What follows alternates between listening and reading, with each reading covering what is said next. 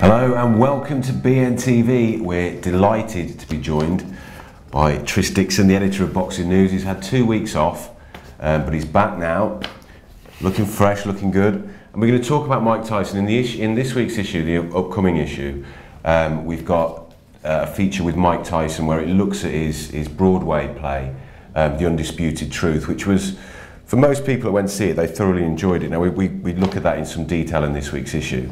But Tris, you and I are both big Mike Tyson fans of his career. We followed him closely.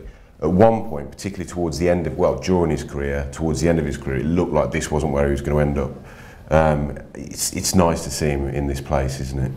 Yeah, I mean, I remember for the longest time everyone was sort of judging him by what Larry Holmes said when Holmes came out of retirement to fight Tyson at the age of 38. Someone asked Larry where Tyson would be when he reached 38, and he said he'd either be dead or in jail. And I know he's been to jail a couple of times since then, but he's out now and seems to be almost thriving in life despite still fending off the demons. But there was a big stage in Tyson's life where it seemed like he was completely spiralling out of control. And you know, to see him where he is now, seemingly settled and happy, you know, seems to have a strong relationship with his wife Kiki, and just, yeah, I mean, I don't think anyone thought that Tyson would have a happy ending, but it looks like it could be going that way, touch wood. Let's hope so. Let's hope so. I mean, we've had this debate before in the office and in the magazine, but if things had been different around 1988, 89, if Tyson hadn't changed trainers, he hadn't, you know, got rid of Kevin Rooney, how different do you think it would have been for him, or do you think he would have always have ultimately hit that self-destruct button? No, I think if Tyson had surrounded himself by the right people and stayed surrounded by the right people, I think things would have been really different. I really do. I think it was only from losing people like Castamano, Jim Jacobs, and firing Kevin Rooney that the wheels really began to come off. Really, until then, you know, he was able to control what lurked beneath. And I think there was ways, you know, and if he'd managed to control it for another few years into his mid-20s, I think he probably would have got a handle on things. But everyone died at such a important age for him, such a crucial age where your sort of future's shaped, and your Mike, you know, Mike was a very vulnerable character at the time, despite how he fought. And I don't think it was inevitable that he would self-destruct, but I think it became inevitable the more that he moved away from the people that were looking after him. Yeah. I mean, I remember when that fight with Douglas that then led to the fights with Ruddock, and then the Holyfield fight fell through and what have you. But then when he came back, was it 95 against McNeely and then Mathis, and then he looked sensational against Frank Bruno in that rematch, and was that 96? Yeah. And I thought at that point, right, he looks as good as he did before. Was there any point where you thought he was getting back to that level?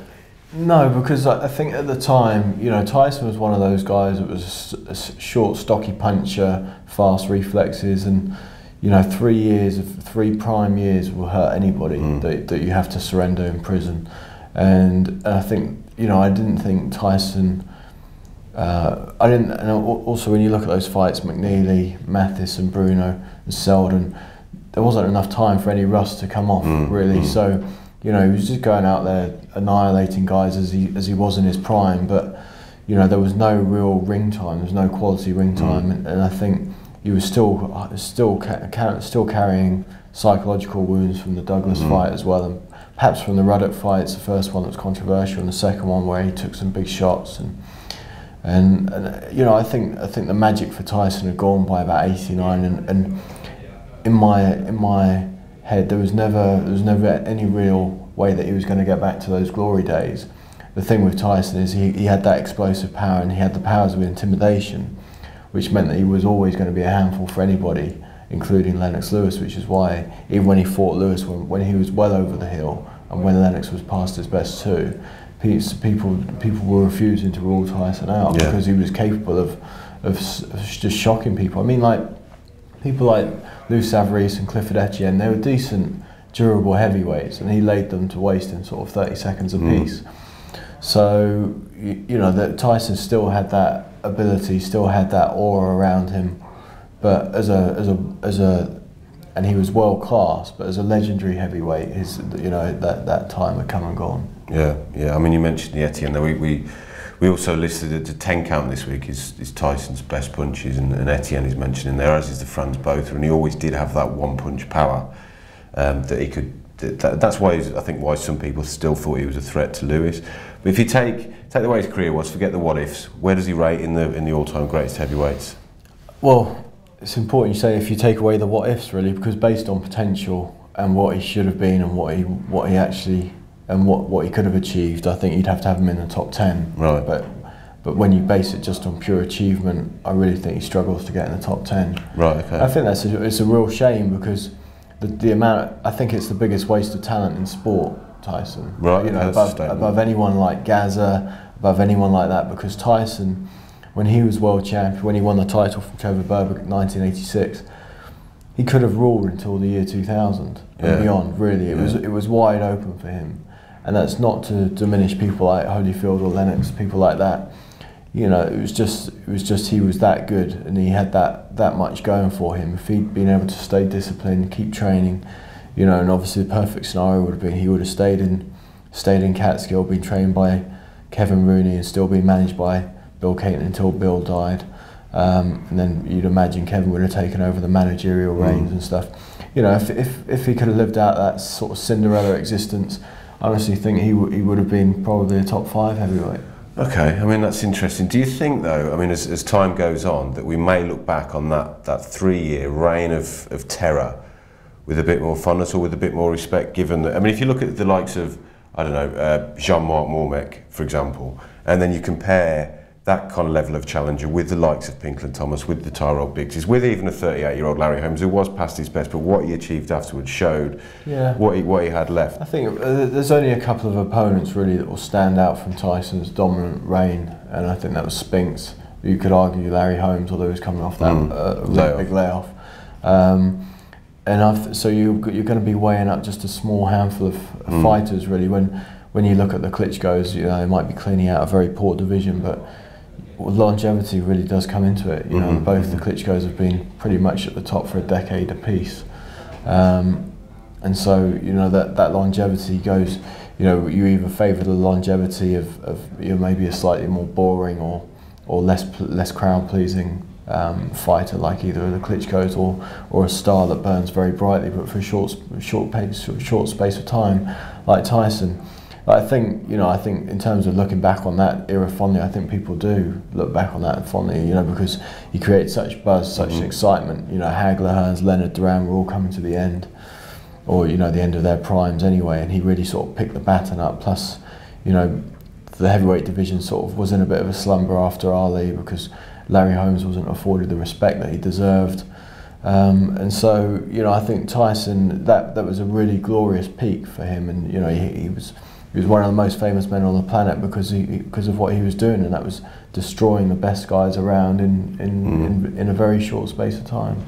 And just quickly, I mean, what was, if you had to name one Tyson fight or one Tyson moment, what would be your favourite?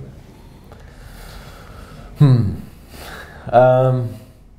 know. The first things that come to my mind are the 10 moments that I hated, which is a shame. There's two really. The Spinks Annihilation was breathtaking, really astounding. But the one that really sticks out has got to be him winning the title at age 20 against Trevor Berbick. Yeah, no, I agree with that. You know, flooring Trevor Berbick 3 times with the same left hook, and you know, Berbick, I remember being so proud and sort of plucky and really wanting to prove that this young kid couldn't take his title, and you had this, you know, sort of by comparison, this veteran trying to really stubbornly hang on to his consciousness when it was sort of wanted to be elsewhere. And it's just amazing. I mean, the coronation of someone that everyone thought, you know, there'd been all the hype around Tyson with all the one-punch finishes and the build-up and all the rest of it. And the fact that he could go onto the biggest stage at the age of 20 and destroy someone in the fashion that he did Berbick, you know, it meant basically all of the fight fans' dreams came true, and all of the heavyweight contenders' nightmares came true the same night. Yeah, no, it's a good way of putting it. It's a very good way of putting it. I think that destruction of Berbick for me is one of the most, you know, there was a real moment where I was just so in awe, and I was only a young kid at the time.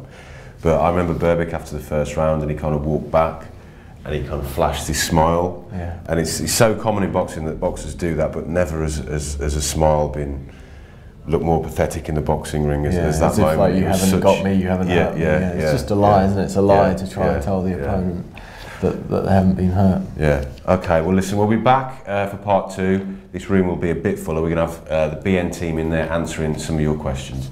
So join us then. Get involved with all the best boxing banter at our forum, and that's forum.boxingnewsonline.net.